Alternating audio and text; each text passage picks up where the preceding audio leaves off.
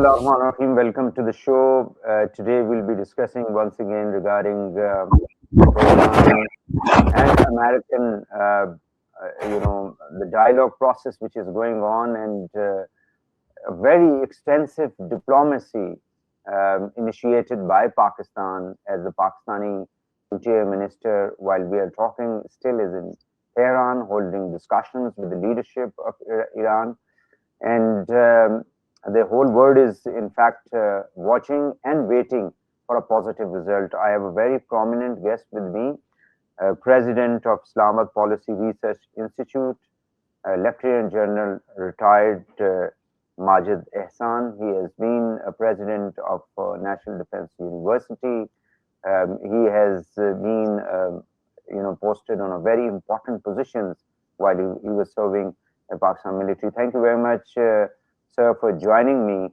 Kindly tell me, do you think that the efforts Pakistan has been putting sincerely and still, as I mentioned, that are a very, very senior member of a cabinet, he is in Tehran to mediate. Do you think that we can expect anything positive out of all the efforts and the endeavors that Pakistan has been putting? Thank you very much, Waheed sir, for having me on your program.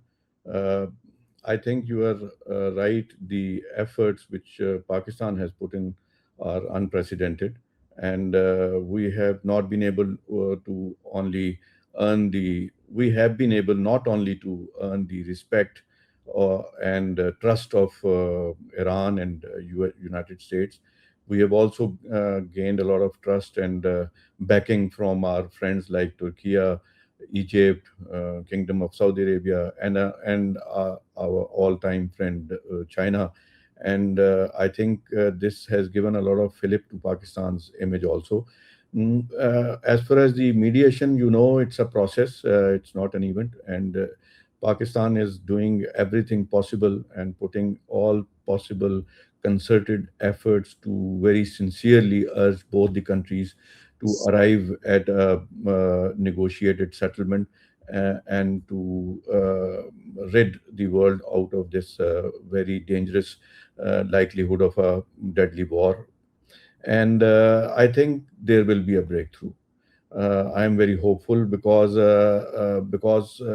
one is that this ceasefire has withstood quite serious ebbs and flows in last 2-3 weeks.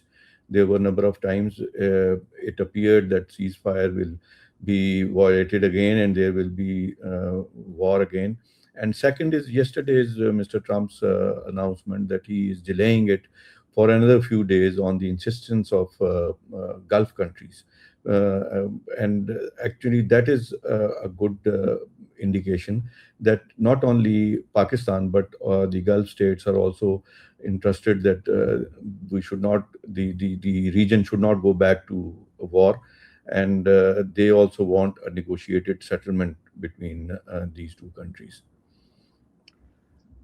A short while ago, I was watching Al Jazeera, and they were mentioning some senior officials from the government of Iran that our army chief and field marshal, a chief of defense forces, General Assam, would also be traveling to Iran. So, how you see the role of our military leadership in the entire process? That, as you were mentioning, that it's a process, not an event. Yes, this is a lot of credit goes to our army chief, the field marshal, and the government of Pakistan. I think it's a classic example of a concerted joint effort of our military leadership as well as our political leadership that we have been able to come this far. And because of this joint effort, we have also been able to gain a trust of both the sides in Iran as well as US. And I think our field marshal has very aptly and very positively capitalized on the amount of praises he received from the United States president, and he already had a confidence from the Iranian leadership also. So that actually provides us an ideal opportunity to effectively play a role and urge both countries to arrive at a negotiated settlements. Although the posturing is still on, the vice president has just said that although we are ready for a settlement, but USA remains locked and loaded if a deals fall through. That actually is again a posturing. And on the other side, Iran has also said that the although USA is trying to negotiate, but their military is actually posturing for posing another threat. So these posturing on both sides are there, but I am very hopeful that our hard work will pay and there will be a breakthrough in coming few days. Before moving to the actual, the text of 14 points, there was, because since you mentioned about the trust that the Americans as well as the Iranians have posed on Pakistan leadership, we have seen that some of the Americans' media outlets, as well as one of their senators, and then the Indians as well, tried to create some kind of a, distrust between sometime in Americans, among the Americans, as well as in the Iranians, because one of the Iranian aircraft, they mentioned that it was, parked in Pakistani sensitive airports and something like that. But definitely the American government and the Trump administration did not took it seriously the way it was being presented, to malign the entire process which was going on. That was probably expected. There are spoilers. India remains all-time spoiler, and Israel again must not be interested in uh, urging in seeing both the countries arriving at a negotiated settlement. I think it is because of the sincerest and most honest efforts put in by Pakistan, wherein we have actually taken care of very minute details in ensuring that not a single indication is made wherein the other side can take an impression that Pakistan is tilted towards any one side during this, and that's, I think, is if that impression Pakistan has built, that actually is the most important success Pakistan has achieved as a mediator, and I think that actually played. We are keeping both the sides informed all the times of every development and every action we are taking, and there is a lot of transparency in whatever we are doing. Even I was told by somebody, even the minute details of the size of the chairs and the side of the tables and the size of the rooms which were allotted during the first round were even taken care of, that there is no such even feeling that one side is being preferred over another. So Pakistan is going down to very minute details, and you can imagine that such allegation, that's why has been simply wiped away from by the leadership of United States also. Uh, Yesterday, there was a phone call between the President Trump and the Prime Minister Netanyahu, and as the Wall Street Journal, I've been reading the story that Netanyahu is, he's not happy with whatever process is going on through Pakistan. Naturally, uh, he has been trying. In fact, Israel was trying to involve all the GCC countries into this war, which they failed because of Pakistan. So, do you think that America would be able to control this Israeli Prime Minister? Yes, I think it has become imperative for USA now to uh, give a closure to this war. Uh, Whatever victory they are claiming, I think it is sufficient for them to build upon that, and uh, in instead of risking their reputation and their military damages more, it's, I think, time for them to call it a day.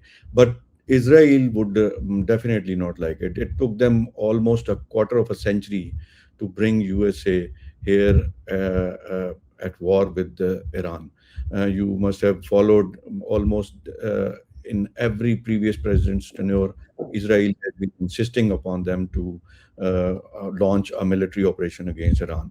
Uh, at this time, they were successful, and whatever military and political aims USA derived, in my opinion, they couldn't achieve them. But United States has its own assessment. As per the own assessment, they have achieved their military aims here, destroying the potential war potential of Iran, and destroying the economy of Iran. And I think this is the time. If they probably have felt that this is the only time in the last almost three quarters of a century that United States is fighting a war alone, and none of the other countries in the world is standing with United States. So this is a great, this is a big embarrassment, if I uh, correctly say, for a country of US stature. So these things are, I think, lessons which USA is going to carry along, and Israel has actually run out of its cards. The objectives which Israel had placed in the cards, and the objectives which Israel had placed in the hands of United States, they are now over. They have failed to actually effect a regime change. They have failed to coerce Iran into accepting a total defeat, and they have failed to avoid collateral and direct damages to and losses to their own infrastructure and to their own forces. So enough of the damage has been caused by Iran, and Iran potentials still remain intact. So I think this is the time to accrue advantages of whatever they have achieved, arrive at a negotiated settlement. And the same holds good for Iran also. They also have this opportunity to capitalize on the gains which, as per them, they have achieved, and live for another day, and recoup themselves, and learn from the mistakes which they have been making, and not to repeat them. They should realize that entire Gulf states, the region, has actually uh, decided not to go in a direct confrontation with Iran, and that's a great plus.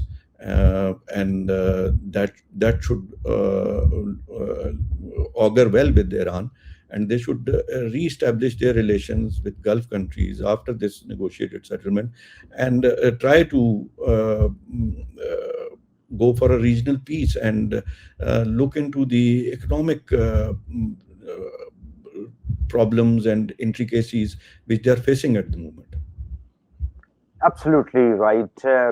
There is a gap between the opinion of the Iranians and the Americans for five major, the points, including the nuclear issue, and including the proxies, including, the end of the war, because the Iranians want that it should be end everywhere, including, Israeli attack on the Lebanon.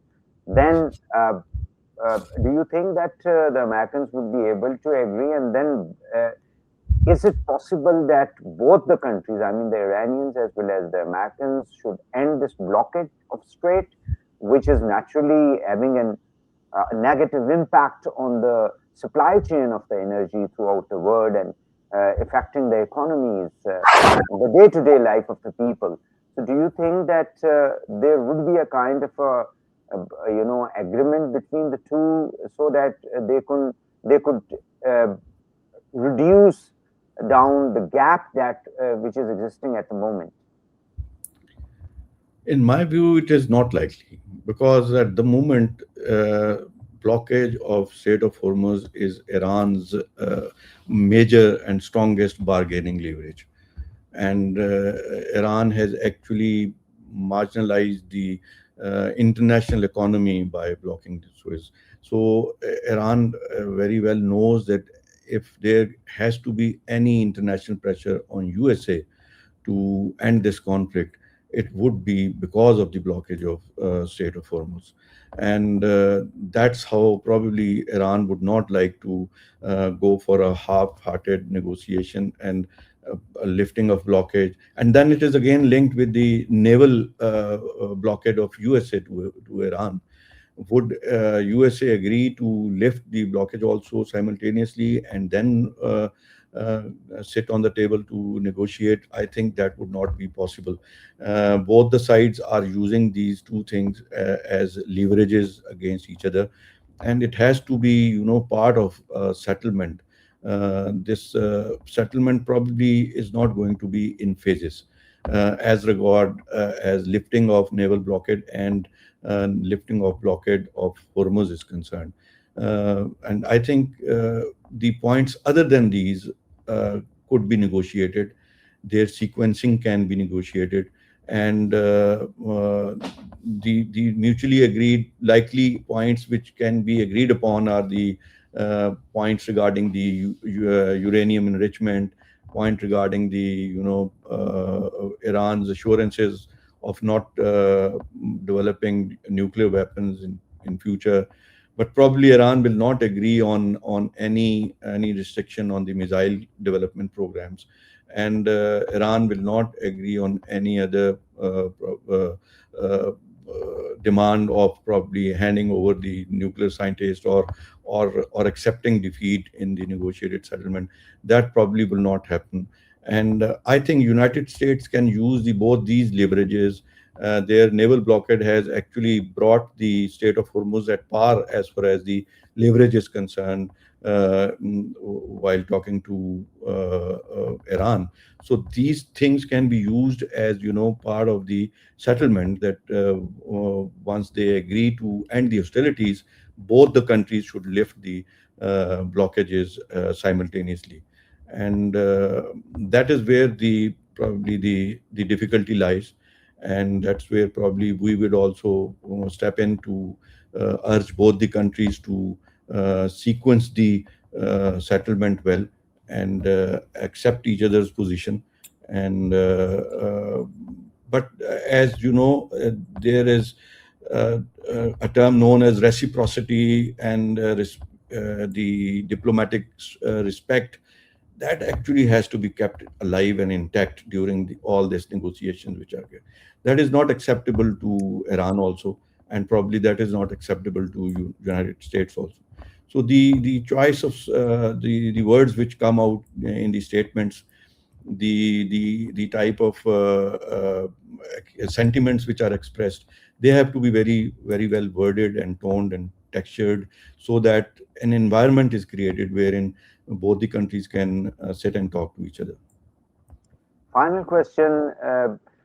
Do you think that the Chinese and the Russians could have a kind of influence on the Iranians? Yes. We have seen that the American president as well as the Russian president both have recently visited China. So, can China and Russia have some kind of influence on the Iran, especially regarding opening up of Strait of Hormuz?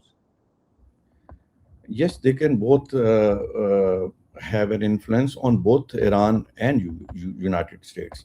I don't think that they are going to put any diplomatic pressure on Iran to give in to the US requirements, because they are not in favor of this act of war which USA and Israel has undertaken. But they can definitely play a role in urging both the countries and to end this conflict and come for a negotiated settlement. Thank you very much, General Majid Ehsan, President of Global Policy Research Institute, for your precious time. Thank you very much for joining us. Having me. Thank you very much.